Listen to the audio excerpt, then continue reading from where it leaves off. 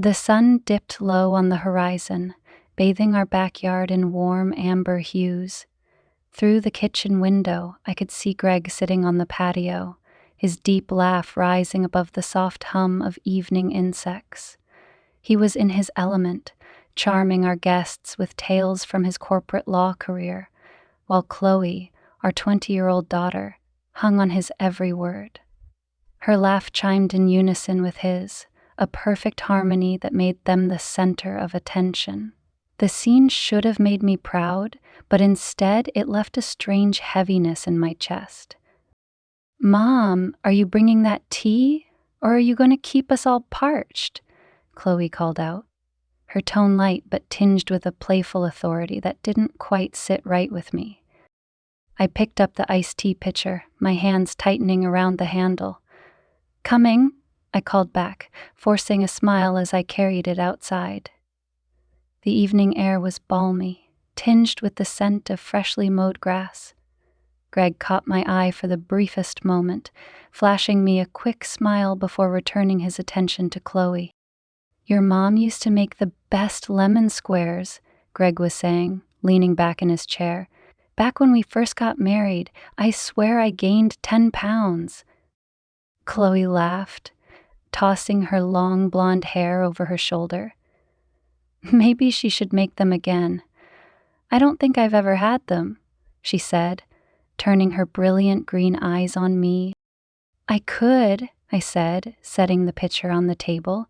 "It's been a while, though." Chloe's gaze lingered on me, her expression unreadable. "Well, you've been busy, right?"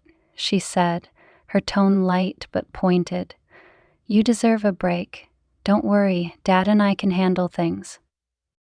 Greg chuckled, raising his glass in a mock toast.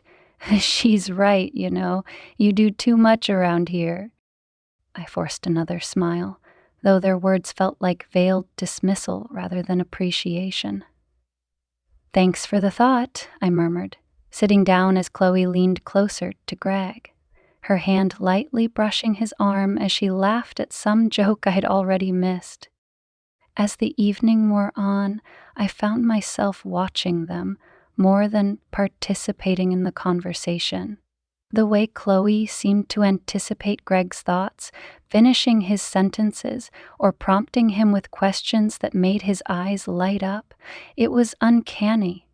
And Greg, for his part, seemed more engaged with her than I'd seen him be with anyone in months, including me. When the guests finally left, I busied myself in the kitchen, scrubbing the grill pan harder than necessary while their voices carried softly from the patio. "Dad, you're too modest," Chloe said, her tone syrupy sweet. "You're amazing at what you do. You should tell Mom about that case. She'd be impressed." "Oh, she doesn't care about my boring work stories," Greg replied, chuckling. "But you always seem to get it."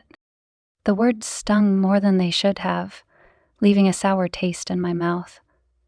That night, as we climbed into bed, I turned to Greg, determined to say something, anything, about the distance that seemed to be growing between us, but he was already asleep, his soft snores filling the room.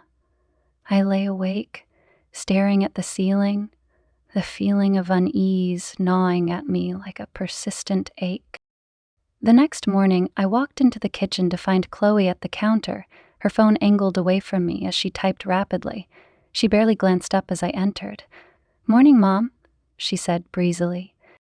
"Good morning," I replied, pouring myself a cup of coffee. "You're up early." Chloe shrugged, setting her phone down. "I was thinking about Dad's birthday dinner. I have some ideas for a surprise party. What do you think?" I blinked at her, surprised. "His birthday's not for another month. I usually plan—" "Exactly," she said, cutting me off with a bright smile, "which is why I thought I'd take it off your plate this year. You've got so much going on already." Her tone was sweet, but there was a flicker of something else in her eyes, something I couldn't quite place. "I suppose," I said slowly, feeling the faintest prickle of unease, Chloe nodded, satisfied, and flitted out of the room before I could press further. As the days passed, I noticed more little things, details that didn't add up but weren't glaring enough to confront. Chloe and Greg seemed to have a constant stream of private jokes, their laughter echoing through the house while I stood on the sidelines. Their bond, which I'd once admired, now felt exclusionary, leaving me with an inexplicable sense of being shut out.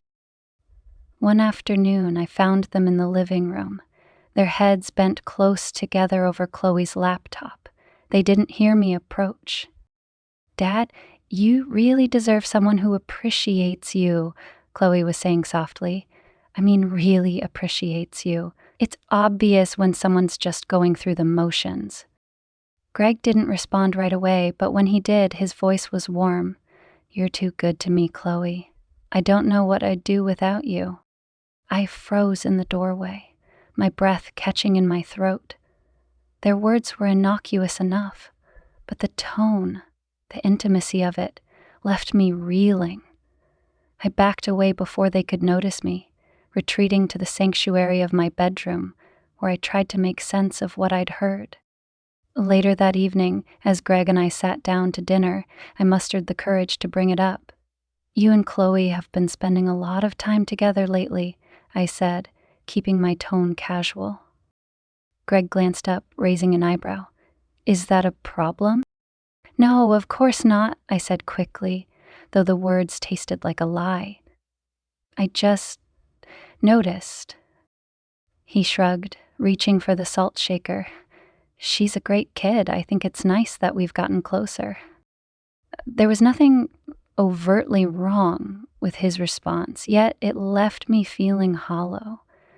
I pushed the food around on my plate, my appetite gone.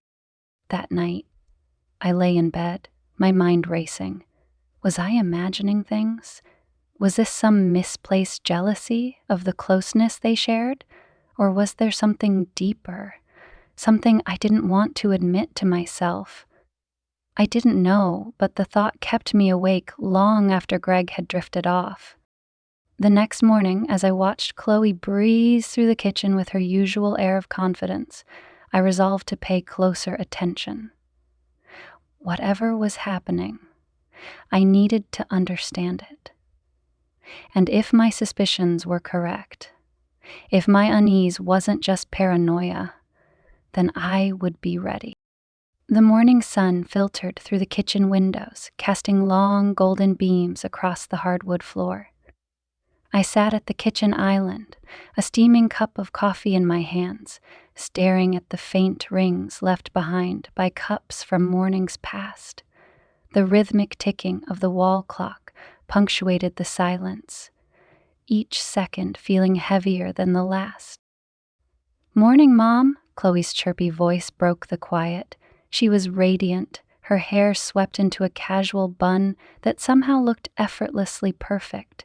She moved with a lightness that belied the weight settling on my chest. "Morning, sweetheart," I said, forcing a smile. I couldn't help but wonder how much she knew, or how much she thought I didn't know. "Dad's still sleeping," she said, grabbing a yogurt from the fridge. "He had a long week. I told him I'd handle his emails for him this morning, just to help out." Her tone was bright, almost too bright, as if she were offering charity rather than support. I nodded absently, pretending not to notice the way her phone buzzed constantly with incoming messages.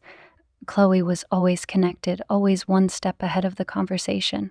She'd mastered the art of control, of appearing innocent while holding the reins. "Want me to help with anything today?" she asked, tilting her head as she leaned against the counter. Her voice was syrupy sweet, but I caught the flicker of something behind her eyes, a flicker that felt more like a challenge than an offer.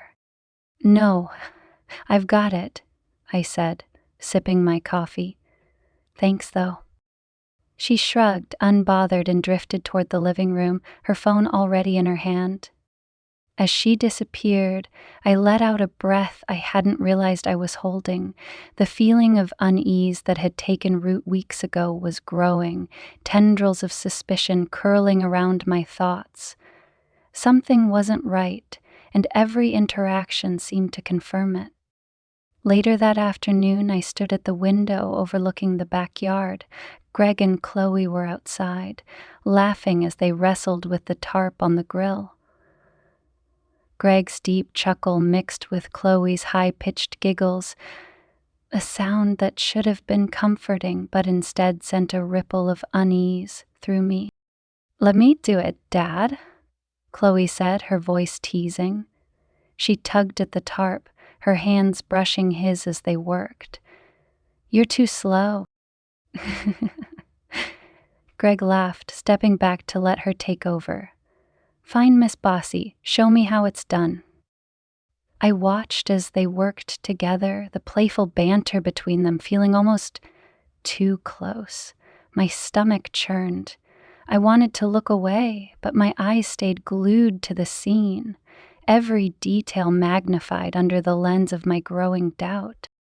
When they finally came inside, Greg was still laughing.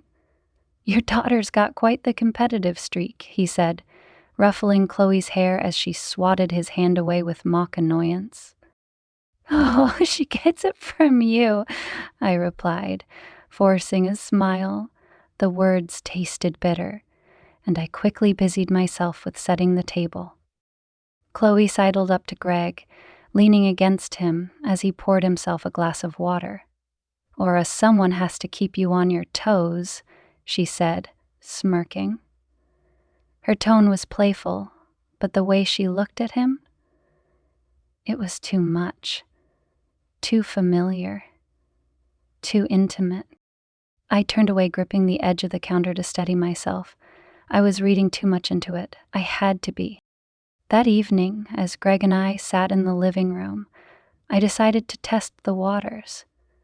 "You and Chloe have been spending a lot of time together lately," I said, keeping my tone casual. Greg glanced at me, his expression neutral. "Yeah, so?" "I just noticed, that's all," I said, trying to sound nonchalant. "She seems to enjoy having you around more than usual." I addressed Thomas, who had now started moaning big albums in her sleep.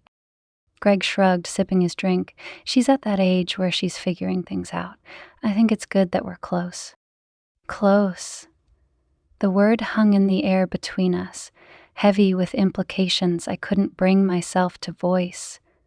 I nodded, not trusting myself to say more. A few days later, I decided to clean out the guest room closet, a task I'd been putting off for months. As I sorted through old boxes, I came across an envelope tucked beneath a stack of faded holiday cards. It wasn't addressed to anyone, but curiosity got the better of me. Inside were printed emails, conversations between Greg and someone named Leah. My stomach dropped as I skimmed the messages. They were playful, flirtatious, and undeniably inappropriate. The most recent one was dated a week ago, and it mentioned a meeting at a local cafe. The realization hit me like a freight train. Greg was cheating, and Chloe? Did she know? Had she encouraged it? The air felt thick as I sat there, staring at the evidence in my hands. My mind raced, piecing together every suspicious moment, every strange interaction. The way Chloe had monopolized his time, the way she'd dismissed me whenever I tried to assert myself. It all pointed to something deeper, something more calculated. I carefully placed the emails back in the envelope, my hands trembling. My mind was a whirlwind of emotions, anger, betrayal, sadness, but above all, a fierce determination began to take shape. If they thought they could deceive me, they were wrong. Very wrong. The next morning, I pretended nothing had changed. Over breakfast, I watched Greg and Chloe interact, every glance and gesture between them now tinged with suspicion. Chloe's laugh grated on my nerves, and Greg's obliviousness was infuriating. But I played my part, keeping my expression neutral as I bided my time. "Mom, I was thinking," Chloe said, breaking me out of my thoughts.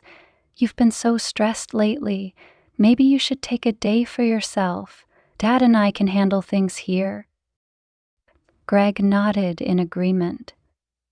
"She's right, you deserve a break." I smiled, masking the simmering anger beneath. "That's a sweet thought," I said. "But I'm fine, really." Chloe's gaze lingered on me for a moment, her expression unreadable. "Well, the offer stands," she said, flashing a smile that didn't quite reach her eyes. As the days passed, I began to notice more patterns. Chloe's behavior grew bolder, her comments more pointed. "Mom, you should really let Dad relax," she said one evening as I asked Greg to help with the dishes. "He works so hard. You can handle it, right?" I clenched my jaw, forcing a smile. "Of course," I said, though my hands trembled as I scrubbed the plates. Greg, oblivious, kissed Chloe on the top of her head. "You're too good to me, kiddo," he said, making my stomach turn. One afternoon, I overheard a conversation that confirmed my worst fears.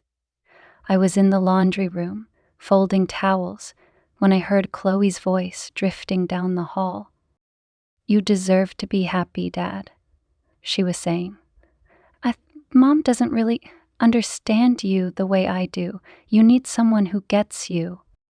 There was a pause before Greg responded. "I don't know, Chloe. It's complicated." "It doesn't have to be," Chloe said, her voice soft and coaxing. "You just need to take a chance. Life's too short to settle." I stood frozen, the towels slipping from my hands. My breath caught in my throat as their words sank in. Chloe wasn't just enabling Greg's affair. She was encouraging it. That night, as I lay in bed beside Greg, my mind raced. The betrayal felt like a knife in my chest, twisting deeper with every thought. But beneath the pain, a fire began to burn, a fire fueled by determination. They thought they could deceive me, manipulate me, break me. But they underestimated me. As Greg drifted off to sleep, I stared at the ceiling, a plan beginning to take shape. If they wanted to play games, I would show them just how dangerous I could be. The days that followed felt like walking a tightrope, each step more precarious than the last. I no longer trusted the ground beneath me, the walls around me, or the people closest to me. But I smiled through it all, playing my part as the oblivious wife and doting mother, while inside, I was unraveling. The evidence I'd found, the emails between Greg and Leah, sat hidden in a drawer in my closet, buried beneath old scarves and unused photo albums. I'd taken to rereading them late at night, when the house was still, as if the words might somehow rearrange themselves into something innocent. But they never did. Each flirtatious line felt like a blade against my heart, and Chloe's role in encouraging Greg's betrayal only deepened the wound. One evening, as Greg sat on the couch scrolling through his phone, I walked into the living room carrying a tray of snacks. Chloe was curled up beside him, her head resting on his shoulder. The sight made my stomach churn, but I forced a smile as I set the tray on the coffee table.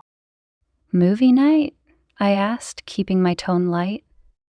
"Yeah," Chloe said, barely glancing at me.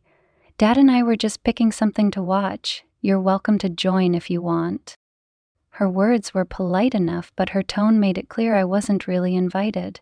Greg didn't even look up. I hesitated, then shrugged. "Maybe later. I've got some work to finish up." Chloe nodded, her attention already back on the TV. I lingered for a moment, watching them settle in together, their laughter filling the room. It felt like I was watching my family from the outside, a stranger peering through a window at a life that no longer included me. The next morning, I decided to confront Chloe. Not directly, but enough to test her reactions. She was in the kitchen, pouring herself a bowl of cereal when I walked in. "Busy day today?" I asked casually, leaning against the counter. She shrugged. "Just the usual. Why?" I smiled, keeping my tone light. "Oh, I was just wondering if you had any plans with Dad. You two seem to be spending a lot of time together lately." Chloe paused, her spoon hovering over the bowl. "Is that a problem?" she asked, her voice tinged with defensiveness. "Of course not," I said quickly. "I think it's great that you're so close. I was just curious." She studied me for a moment, her green eyes sharp and calculating. "Well, Dad and I have a lot in common," she said finally, her tone almost smug. "It's nice to have someone who understands you." The words stung, but I forced a laugh. "I'm glad he has you," I said, patting her shoulder before walking away. Her reaction confirmed what I already knew. Chloe didn't see me as her mother anymore. She saw me as competition. That evening, as Greg and Chloe laughed together over dinner, I made a decision. I couldn't sit by and let this continue. If they thought I was too weak, too passive to fight back, they were wrong. I'd spent my entire life putting my family first, sacrificing my own dreams and desires for theirs. But now it was time to put myself first. I excused myself early, retreating to the bedroom under the guise of a headache. But instead of resting, I opened my laptop and began researching. I started with Leah, combing through social media profiles and company directories until I found her. She was younger than I'd expected, with sleek blonde hair and a polished smile that made me want to punch my screen. Her posts were filled with photos of luxurious vacations and cryptic captions about seizing opportunities. It didn't take long to find a pattern. Photos of the same cafes and hotels Greg frequented, posted on days when he'd claimed to be working late. The proof was undeniable. But Leah wasn't my only target. Chloe, with her manipulative charm and unshakable confidence, needed to be dealt with too.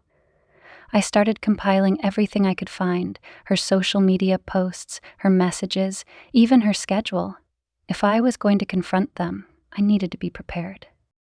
The next weekend, an opportunity presented itself. Greg and Chloe were out running errands, leaving me alone in the house. I took the chance to search Greg's office, combing through his desk drawers and computer files. It didn't take long to find what I was looking for, a folder labeled personal, tucked away in the back of a filing cabinet. Inside were receipts, hotel confirmations, and more emails. This time, printed exchanges between Greg and Chloe. They weren't explicit, but they were damning. Chloe had encouraged Greg to pursue Leah, framing it as a way to find happiness and live life to the fullest. My hands shook as I read the words, the betrayal cutting deeper than I thought possible. I copied everything, scanning the documents and saving them to a hidden folder on my laptop. If they thought I didn't know, they were in for a rude awakening. That evening, I put my plan into motion. I invited a few close friends over for dinner, including Sarah, a mutual friend of Greg and mine, who also worked in his law firm. Sarah was known for her sharp tongue and love of gossip, qualities I intended to use to my advantage. As we sat around the table laughing over glasses of wine, I steered the conversation toward Greg's work. "Greg's been so busy lately," I said with a sigh. "I barely see him these days." Sarah raised an eyebrow. "Oh, I thought he'd been taking it easy." I heard he's been spending a lot of time at that cafe near the office. My heart raced, but I kept my tone light. Oh, you know Greg. He loves his coffee breaks. I think he's even made some new friends there. Sarah smirked, clearly picking up on my hint. New friends, huh? Must be nice. The rest of the evening passed in a blur, but I knew the seed had been planted. Sarah would spread the word, and soon Greg's colleagues would start asking questions. It was a small step, but it was the beginning of something bigger. Over the next few days, I continued to play the role of the clueless wife, even as I watched Greg and Chloe closely. Every interaction, every shared glance felt like another piece of the puzzle falling into place. But I didn't confront them, not yet. I needed more time, more evidence, and most importantly, the right moment. That moment came sooner than I expected. One afternoon, I walked into the living room to find Greg and Chloe huddled together on the couch, their heads bent over Chloe's laptop. They didn't notice me at first, too engrossed in whatever they were looking at. "What's going on?" I asked, forcing a smile. They both jumped, Chloe quickly closing the laptop. "Nothing," she said, her tone a little too quick. Greg stood, clearing his throat. Just some work stuff," he said, avoiding my gaze. I nodded, pretending to believe them. But later that night, after they'd both gone to bed, I crept into the living room and opened Chloe's laptop. It didn't take long to find what they'd been hiding, emails between Greg and Leah, detailing their plans for an upcoming weekend getaway. My blood boiled as I read the messages, the words blurring together in a haze of anger. They thought they could deceive me, manipulate me, and get away with it. But they were wrong. The next morning, as I watched Greg and Chloe chat over breakfast, I made a silent vow. They thought they'd won, but they hadn't seen anything yet. I was done being the passive, doting wife and mother. It was time to show them just how much damage I could do. The morning light filtered through the sheer curtains in our bedroom, but it didn't bring the usual warmth or comfort. I was up before Greg, my thoughts already racing as I mentally reviewed my plan for the day. The betrayal had consumed me, yes, but it had also sharpened my focus. If they thought I'd crumble quietly, they were sorely mistaken. As Greg stirred beside me, I slipped out of bed and padded into the kitchen. I brewed a pot of coffee, its rich aroma filling the air, and sat down with my laptop. The evidence I had collected, the emails, the receipts, and the messages between Greg and Chloe, was organized into tidy folders on my screen. It was time to take the first step.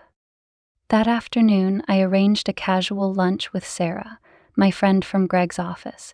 She met me at a cozy cafe downtown, her curiosity already piqued by the urgency of my text.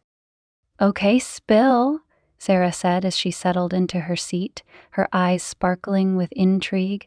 "What's going on?" I leaned in, keeping my voice low. "I need your help," I said. "But first, you have to promise to keep this between us, for now." Sarah's smile faltered, and she nodded, her expression turning serious. "Of course." I opened my laptop, tilting the screen so she could see. I found some things about Greg and about someone he's been spending time with. Oh. Her eyes widened as she scanned the emails and receipts I showed her. "Oh my God," she whispered, her hand flying to her mouth. "This is... wow. I mean, I've heard whispers." But I didn't think. She stopped herself, her gaze snapping to mine. "Are you okay?" Yes, I forced a smile. "I will be. But I need to make sure I handle this the right way. I don't want to ruin his career. Just his arrangement." Sarah smirked, her admiration for my resolve evident. "You've got a plan, don't you?" I nodded. "And you're going to help me." By the time I returned home that evening, my plan was already in motion. Sarah had promised to subtly spread the word at Greg's office, planting seeds of doubt among his colleagues. I knew it wouldn't take long for the whispers to reach him and Leah. A few days later, Greg came home looking more harried than usual. He dropped his briefcase by the door and loosened his tie, his brow furrowed. "Long day?" I asked, feigning concern as I set the table for dinner. "Yeah," he muttered, rubbing the back of his neck. "Just office politics. You know how it is." I nodded sympathetically, hiding my satisfaction. The wheels were already turning. Meanwhile, I began working on Chloe. Her arrogance and confidence had grown unchecked, but I was determined to bring her back down to earth. One morning, as she sat in the kitchen scrolling through her phone, I casually mentioned an email I'd received from the coordinator of a prestigious internship program she'd been gunning for. "Apparently, they're reviewing candidates again," I said, pouring myself a cup of coffee. "They asked if I could provide any insights about you." Chloe's head snapped up, her expression a mix of surprise and suspicion. "You didn't tell them anything, did you?" I smiled, taking a slow sip. "Of course I did. I told them how ambitious and determined you are." Her shoulders relaxed, but her eyes stayed on me. "Good. Thanks, Mom." I set my cup down, meeting her gaze. "But I also mentioned that you can be a bit impulsive, sometimes a little too quick to take risks." Her face fell, and I almost laughed at how transparent her emotions were. "What? Why would you say that?" "It's just honest feedback," I said, my tone light.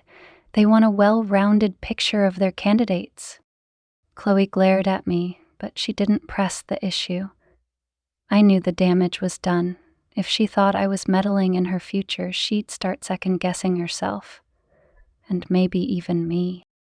As the days passed, I continued laying the groundwork for my revenge. I sent anonymous tips to Leah's employer, hinting at her involvement with a married man. I leaked carefully chosen snippets of the emails to Greg's colleagues, ensuring they landed in the right inboxes. And I began making subtle changes around the house, moving furniture, rearranging schedules, to unsettle Greg and Chloe and remind them that I was always watching. One evening, as we sat down for dinner, Greg's phone buzzed with a notification. He glanced at the screen, his expression tightening. "Everything okay?" I asked sweetly, cutting into my salad. "Yeah," he said, slipping the phone into his pocket. "Just work stuff."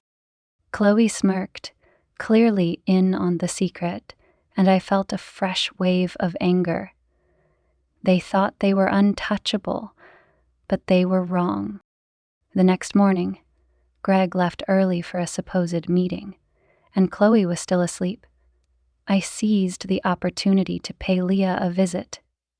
I'd found her address during my online research, a sleek apartment downtown that reeked of ambition and entitlement. When she opened the door, her eyes widened in surprise. "Mrs. Harper?" I smiled, stepping inside before she could protest. Leah, we need to talk." She closed the door, her expression wary. About what?" I handed her a printout of one of the emails she'd exchanged with Greg. "About this." Her face turned ashen as she scanned the page. Look, I didn't mean..." I held up a hand, cutting her off. "Save it. I'm not here to listen to your excuses. I'm here to make sure you understand what's at stake." Leah swallowed hard, her composure slipping. "What do you want?" I leaned in, my voice cold. "I want you to end whatever this is with Greg, and I want you to do it in a way that makes him feel every ounce of humiliation and regret he deserves." Her eyes filled with tears, but I didn't let up. "If you don't," I continued, "I'll make sure everyone at your office knows exactly what kind of person you are, and trust me, your career won't survive it." Leah nodded, her lips trembling. Okay, I'll do it. That evening, as I sat in the living room waiting for Greg to come home, I felt a strange sense of calm wash over me. The pieces were falling into place, and I was finally regaining control. When Greg walked through the door, his shoulders slumped and his expression defeated, I knew Leah had followed through. He barely spoke during dinner, his mind clearly elsewhere, and Chloe's attempts to cheer him up fell flat. I said nothing, watching them both with quiet satisfaction. They had underestimated me, but they wouldn't make that mistake again. By the end of the week, the tension in the house was palpable. Greg was withdrawn, his charm replaced by a brooding silence. Chloe was more irritable than usual, snapping at me over the smallest things, and I was content to let them stew in their discomfort. But this was only the beginning. The storm I had unleashed was far from over, and I wasn't done yet. The morning sun was muted behind heavy clouds, casting a gray pall over the house. The tension inside was thicker than the damp air outside. Greg had barely spoken to me for days, retreating into himself as the walls of his secret life crumbled around him. Chloe, too, had grown quieter, her confidence visibly shaken. But I was far from finished. It began with a phone call. I waited until Greg had left for work, his suit rumpled and tie askew, a far cry from his usual polished appearance. Chloe had gone out for a run, her typical escape when things got tense. With the house to myself, I dialed the number I'd saved weeks ago. "Good morning, Harper and Associates," came the crisp voice of Greg's secretary, Paula. "Hi, Paula," I said warmly. "It's Elizabeth. I was hoping to confirm Greg's schedule for this weekend.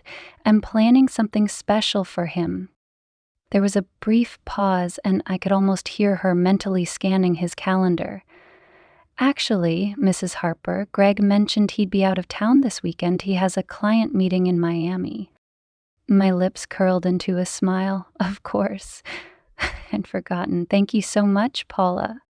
I hung up, my heart racing. The Miami excuse was one of his favorites, a convenient cover for his escapades, but this time I wasn't letting him get away with it. That evening, I floated the idea of a weekend getaway. "I was thinking we could take a trip," I said over dinner, keeping my tone light. "Just the two of us. It's been so long since we had time alone." Greg glanced up from his plate, his brow furrowing. "This weekend?" "Yes," I said, feigning innocence. "Why? Do you have plans?" He hesitated, his fork hovering in midair. "Actually, I do. A last-minute work thing. I'll be in Miami." Chloe perked up, a faint smirk tugging at the corners of her lips. "Oh, how fun! You love Miami, don't you, Dad?" "I do," he said, his voice steady, but his eyes darted away from mine. He was lying, and he knew I could tell. I smiled sweetly. "Well, maybe another time." The next day, while Greg was at work, I packed a bag and booked a ticket to Miami. If he thought he could run away to his double life, I'd be there to greet him. The flight was short, but my mind raced the entire time. I replayed every lie he'd told me, every moment I doubted myself because of his manipulations. I thought of Chloe, too, her smug confidence that she could control the narrative. They both thought they'd won, but they had no idea what was coming. When I arrived at the hotel Greg had listed on his receipt, I didn't go to the front desk. Instead, I positioned myself in the lobby, a vantage point that gave me a clear view of the elevators and the bar. It wasn't long before I spotted him. Greg stepped out of the elevator, dressed casually in slacks and a crisp button-down. He scanned the room, clearly looking for someone, and I didn't have to guess who. A moment later, Leah appeared, her heels clicking against the marble floor. She was stunning in a tight black dress, her confidence palpable as she approached Greg. They greeted each other warmly, too warmly. Greg placed a hand on her lower back, guiding her toward the bar. My stomach churned, but I forced myself to stay composed. This was what I'd come for. I pulled out my phone, angling it carefully to capture their interaction. The pictures were clear and damning. Greg's hand lingering on Leah's waist, her laughter as she leaned into him, their shared drinks clinking in a mock toast. It was all there, undeniable and incriminating. Back home, I began the next phase of my plan. The photos and screenshots I'd gathered formed the backbone of a carefully crafted anonymous email. I sent it to a select group: Greg's boss, his colleagues, and Leah's employer. The subject line was simple: thought you should know. By the time Greg returned home on Sunday evening, looking disheveled and distracted, the fallout had already begun. The first cracks appeared the next morning. Greg received a call during breakfast, his face growing pale as he listened. He mumbled something about a misunderstanding before hanging up, his hands trembling as he set the phone down. "What's wrong?" I asked, feigning concern. "Nothing," he muttered, but the storm brewing behind his eyes betrayed him. Chloe walked into the room, oblivious to the tension. "Morning," she said, grabbing a cup of coffee. She looked at Greg, her smile fading. "Dad, are you okay?" "Aye," he snapped, rubbing his temples. "Just work stuff." As the day wore on, the rumors spread like wildfire.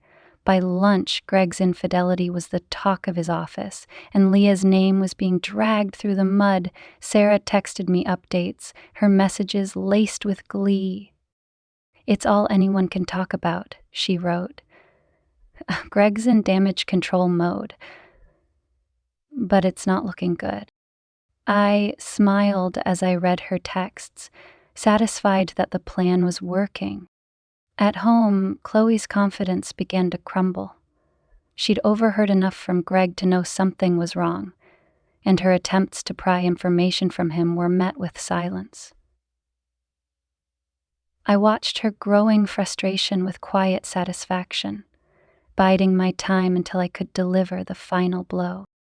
It came later that week. I waited until we were alone in the kitchen, Chloe scrolling through her phone as she absent-mindedly sipped her coffee. "Chloe," I said, my voice calm but firm, "we need to talk." She glanced up, her brow furrowing. "What's up?" I placed a folder on the counter, sliding it toward her. "Read this." She opened it hesitantly, her eyes widening as she scanned the contents. The emails, the photos, the texts. Everything I'd collected was there, laid out in excruciating detail.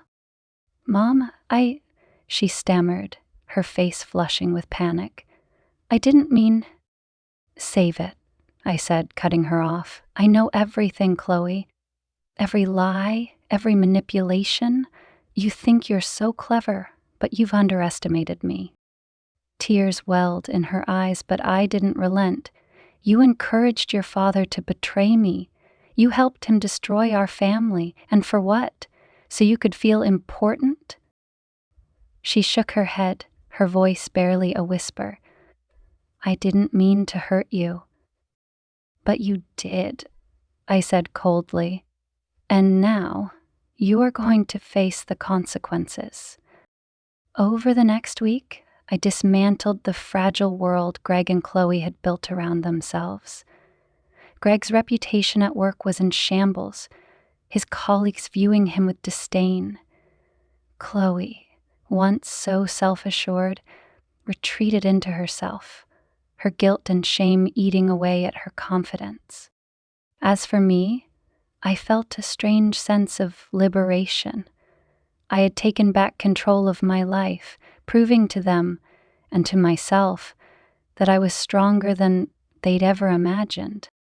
But my revenge wasn't just about destroying them. It was about reclaiming my power, my dignity, and my identity. And as I watched them struggle to pick up the pieces of their lives, I knew I had done exactly that.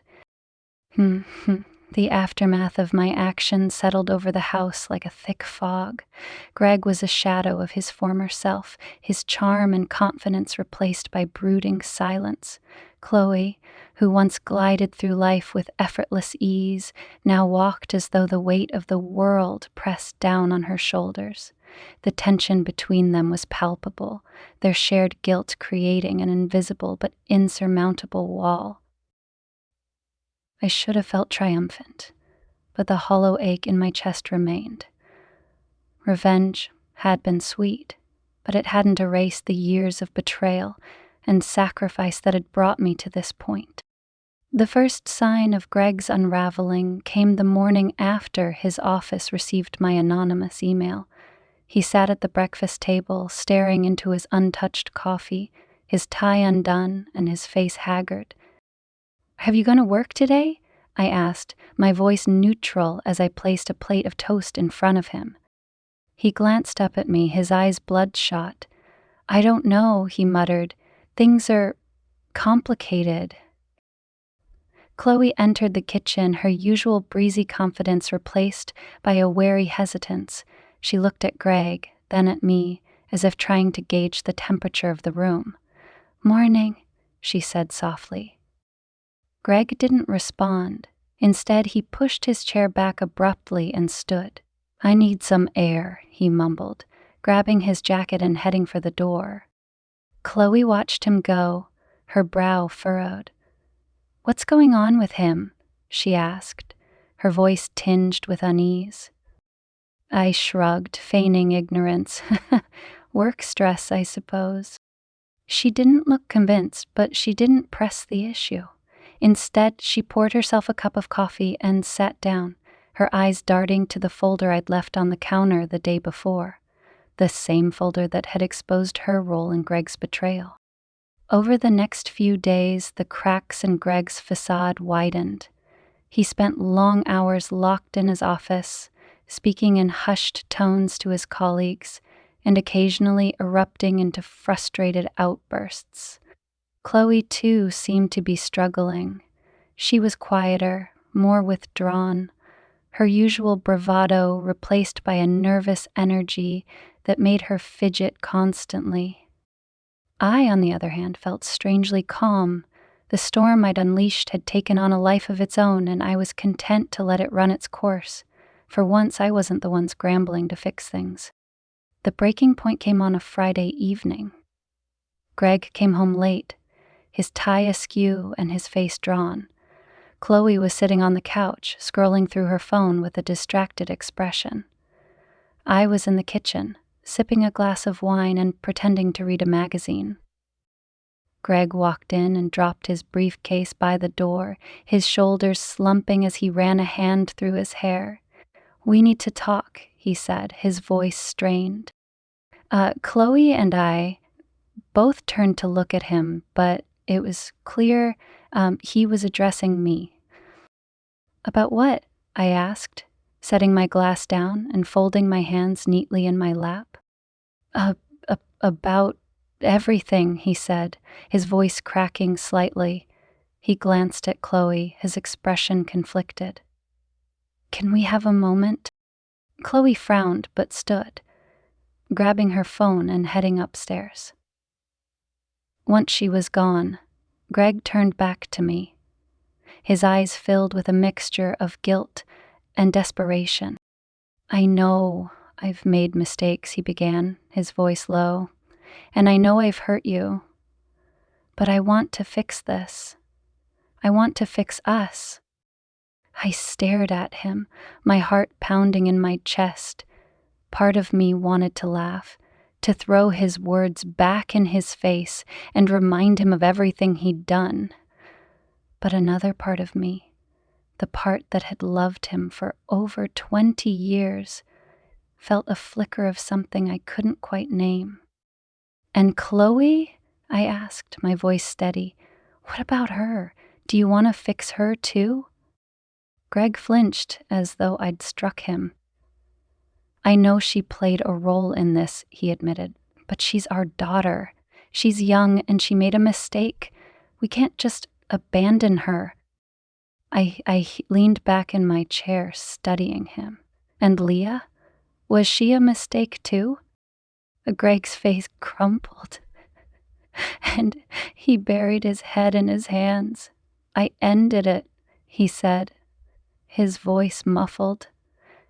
"It's over. I swear to you, it's over." Upstairs, Chloe sat on the edge of her bed, her phone clutched tightly in her hands. She hadn't gone far enough to avoid hearing Greg's confession, and her heart raced as the weight of his words sank in. She, she, uh, she wanted to be angry with me, and she wanted to be angry with me, and now she was not the goddess, I'm the stronger, all of that. When she finally gathered the courage to come downstairs, the air between us was thick with unspoken tension. She hovered in the doorway, her expression guarded. "Can we talk?" she asked, her voice barely above a whisper. I nodded, gesturing for her to sit. She perched on the edge of the couch, her hands twisting nervously in her lap. "I know I messed up," she said, her voice trembling, "and I'm sorry. I really am." I didn't respond right away, letting her words hang in the air. When I finally spoke, my voice was firm. "Sorry isn't enough, Chloe. Not this time." She looked down, tears brimming in her eyes. I didn't think it would go this far. I didn't think." "You didn't think," I interrupted, my tone sharp. "You didn't think about me, or about how your actions would affect this family. You only thought about yourself." Chloe's shoulders shook as she began to cry, her hands covering her face. "I just wanted Dad to be happy," she sobbed. "I didn't mean to hurt you." Her words struck a chord, and for a moment, my anger softened. "I know," I said quietly, "but wanting someone to be happy doesn't give you the right to hurt others in the process." Over the next week, the house remained tense but quieter. Greg was focused on damage control at work, while Chloe kept to herself, avoiding both of us as much as possible. I spent my time reflecting, trying to figure out what came next. One evening, as I stood in the kitchen washing dishes, Chloe approached me hesitantly. "Mom?" she said, her voice tentative. "Yes," I replied, not turning around.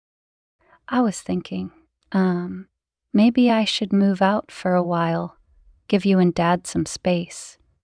I set the dish I was holding down and turned to face her. Her expression was earnest, her eyes filled with remorse. "Is that what you want?" I asked. She nodded. "I think it's for the best." A week later, Chloe packed her bags and moved into a small apartment downtown. Greg, meanwhile, continued his uphill battle at work, his once sterling reputation now tarnished by whispers and side glances. As for me, I found a strange sense of peace in the chaos. The house was quieter, and for the first time in years I felt like I could finally breathe. I didn't know what the future held, whether Greg and I could ever truly rebuild what had been broken, or whether Chloe would learn from her mistakes. But I knew one thing for certain. I was done being the victim. The quiet in the house was deafening at first. Chloe had been gone for a week, and Greg's presence had become sporadic, his time split between frantic attempts to salvage his career and late nights spent at the office, or so he claimed.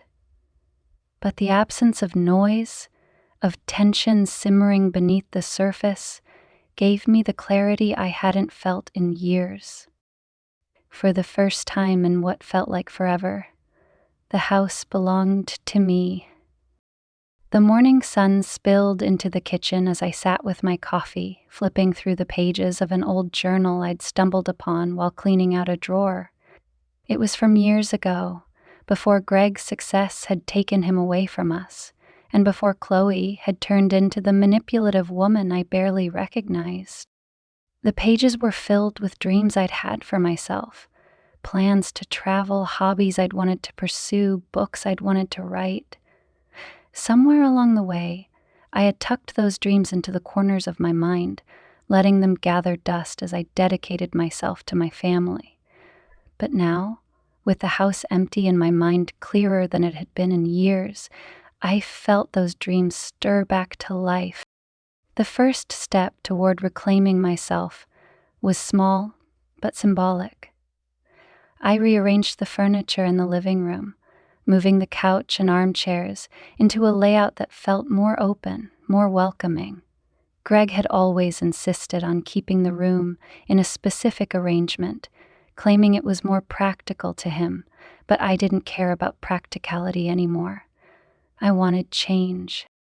The next step was bolder. I signed up for a creative writing workshop at a local community center, a decision that felt both exhilarating and terrifying.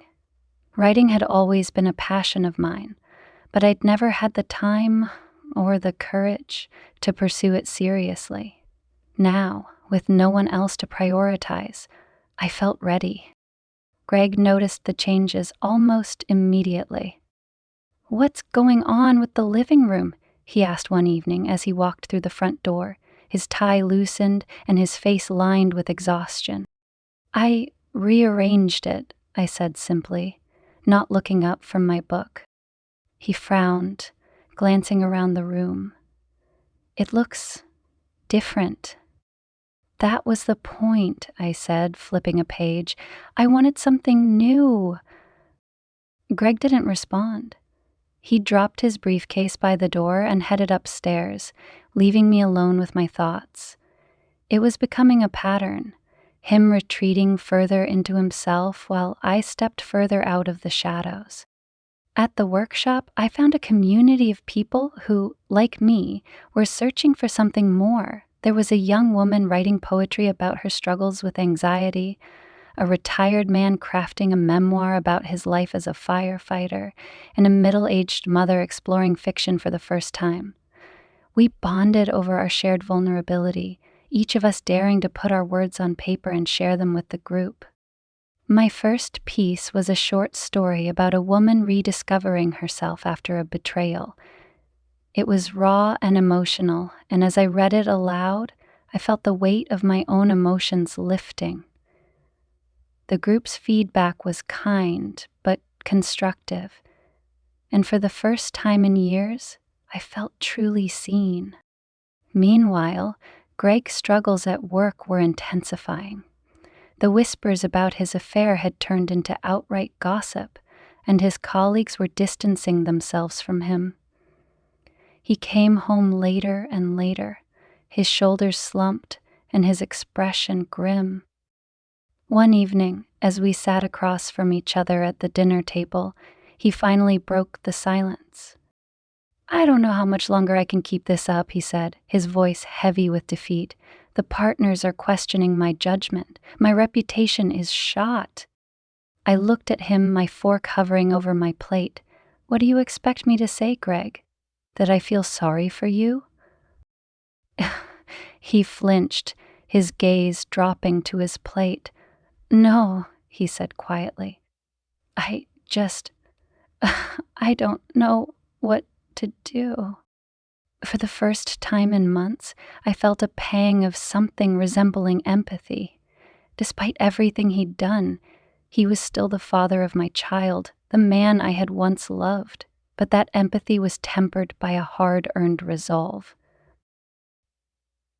"You figure it out," I said, my voice firm, the same way I had to figure out how to rebuild my life after what you and Chloe did. Greg nodded slowly, his jaw tightening. "You're right," he said. "I deserve this." Chloe's absence was both a relief and a source of lingering pain. She called occasionally, her voice hesitant and filled with unspoken apologies. I answered her calls but kept the conversations brief, unsure of how to navigate the fractured relationship between us. One Saturday afternoon, she showed up at the house unannounced, her face pale and her eyes red from crying. "Mom," she said, her voice trembling, "I need to talk to you." I let her in, gesturing for her to sit on the couch. She hesitated before sinking into the cushions, her hands twisting nervously in her lap. "I've been doing a lot of thinking," she began, her voice shaky. "About everything. About what I did to you. To Dad." I crossed my arms, leaning against the armchair across from her. "And?" Her eyes filled with tears, and she looked down at her hands. "I was wrong," she said, her voice breaking. "I was selfish, and I hurt you. I hurt our family, and I'm so, so sorry." The sincerity in her voice caught me off guard, and for a moment I didn't know how to respond. Part of me wanted to hold on to my anger, to remind her of the pain she'd caused, but another part of me, the part that had always loved her despite everything, felt a flicker of hope. "I appreciate the apology," I said finally, my voice softening, "but it's going to take time, Chloe. Trust isn't something you can rebuild overnight." She nodded, tears streaming down her face. "I know. I want to try. I want to make things right." The weeks that followed were a slow but steady process of healing. Chloe began coming over more often, helping me with chores around the house and sitting with me as I wrote. She even accompanied me to one of my writing workshops, offering quiet encouragement as I shared my latest piece. Greg, too, was making an effort. He started coming home earlier, cooking dinner on occasion, and joining me for long walks in the evening.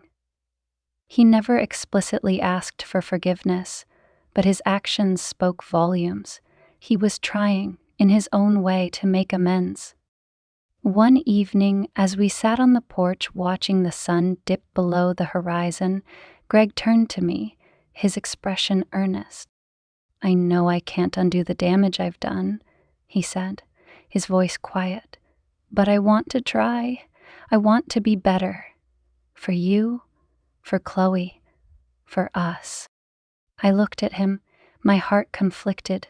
The wounds he'd inflicted were deep, and I wasn't sure they would ever fully heal, but I also couldn't ignore the progress he was making, the effort he was putting into rebuilding what he had broken. "I don't know what the future holds," I said finally, "but I'm willing to see where this goes." As the months passed, our family began to find a new rhythm. It wasn't perfect, and the scars of the past still lingered, but there was a sense of hope that hadn't been there before. I continued to pursue my writing, submitting short stories to local magazines, and even receiving a few acceptances. Chloe started volunteering at a local nonprofit, channeling her energy into something positive. And Greg, humbled by his experiences, became more present and attentive than he'd been in years. Revenge had been the catalyst, but growth and redemption were the true resolutions. And as I sat at my desk, penning the final lines of my latest story, I realized that my life, flawed and complicated as it was finally my own. The passage of time was a healer in its quiet, unassuming way. The once tense atmosphere in the house had softened, though the scars of betrayal lingered, like faint echoes. I had no illusions about what had happened, nor did I pretend the wounds had vanished entirely, but life had moved forward, and with each passing day, I found myself breathing easier. One crisp autumn morning, I stood in the backyard, my hands wrapped around a steaming mug of coffee. The leaves had begun to change, their fiery hues painting the trees in shades of red and gold. The air was cool, carrying with it a sense of renewal. I watched as Greg tended to the garden, a hobby he'd taken up recently, perhaps as a way to ground himself after the chaos of the past months. "Need any help?" I called out, my breath visible in the cool air. He looked up, a faint smile playing on his lips. "I think I've got it," he said, brushing dirt from his hands. "But thanks." I nodded, sipping my coffee. It was a small interaction, but it carried a weight of its own. We weren't the same couple we'd once been. The cracks in our relationship hadn't magically disappeared, but there was a tentative truce between us, a mutual understanding that rebuilding would take time and effort. Chloe visited later that afternoon, her face glowing with the vitality that had been absent for so long. She'd been thriving in her volunteer work, finding purpose in helping others. It was a side of her I hadn't seen in years, a side I thought I might never see again. "Hey, Mom," she said as she walked into the kitchen, a bag of groceries in hand. "I thought I'd cook dinner tonight. You deserve a break." I raised an eyebrow, a small smile tugging at my lips. "Who are you, and what have you done with my daughter?" She laughed, setting the bag on the counter. "Don't get used to it," she teased, "but I've been trying out new recipes, and I thought you might like this one." As she worked, chopping vegetables and stirring sauces, I found myself watching her with a mixture of pride and relief. The young woman standing before me wasn't the same person who had conspired with her father to tear our family apart. She had grown, matured, and taken responsibility for her actions in a way I hadn't thought possible. That evening, as the three of us sat around the dinner table, the conversation flowed easily. We talked about Chloe's work, Greg's garden, and my latest writing project, a short story that had been accepted by a local literary magazine. It was the first time in months that we felt like a family again, albeit a different version of the one we'd once been. After dinner, Chloe offered to clean up, waving me off when I tried to help. Greg and I retreated to the living room, where the soft glow of the fireplace cast flickering shadows on the walls. He sat beside me on the couch, the silence between us comfortable rather than strained. "You've changed," he said after a while, his voice quiet. I glanced at him, surprised. "What do you mean?" He shrugged, his gaze fixed on the fire. You seem stronger, happier maybe. Like you've found something you lost." I considered his words, nodding slowly. "I think I have," I said. "I spent so much of my life trying to make everyone else happy that I forgot how to take care of myself. But now, I don't know. It feels good to put myself first for a change." Greg looked at me then, his eyes filled with something I couldn't quite place. Regret, perhaps, or admiration. "I'm glad," he said. "You deserve that." As the weeks turned into months, the changes in our lives became more apparent. Greg's career, though no longer the shining beacon it once was, had stabilized. He had taken a step back from the cutthroat world of corporate law, opting instead for a consulting role that allowed him more time at home. Chloe, too, was thriving. Her work at the nonprofit had led to a full-time position, and she was even considering going back to school to study social work. She visited often, each visit a reminder of how far she'd come. And then there was me. My writing had become more than just a hobby, it was a lifeline. I'd started submitting my stories to larger publications, and while the rejections were frequent, the occasional acceptance was enough to keep me going. I'd even started thinking about writing a novel, a daunting but exciting prospect. One day, as I sat in the living room, penning the outline for my first book, Chloe arrived with a surprise. She held a small envelope in her hand, her smile shy but genuine. "This is for you," she said, handing it to me. I opened it to find a handwritten letter. The words inside were raw and heartfelt, an outpouring of apologies and gratitude. She wrote about how she'd lost her way, how she'd let ambition and selfishness cloud her judgment, and how much she admired my strength and resilience. Tears welled in my eyes as I read her words, my heart swelling with a mixture of sadness and pride. When I looked up, Chloe was watching me, her own eyes shining. I mean it, Mom," she said. "You're the strongest person I know, and I'm so sorry for everything."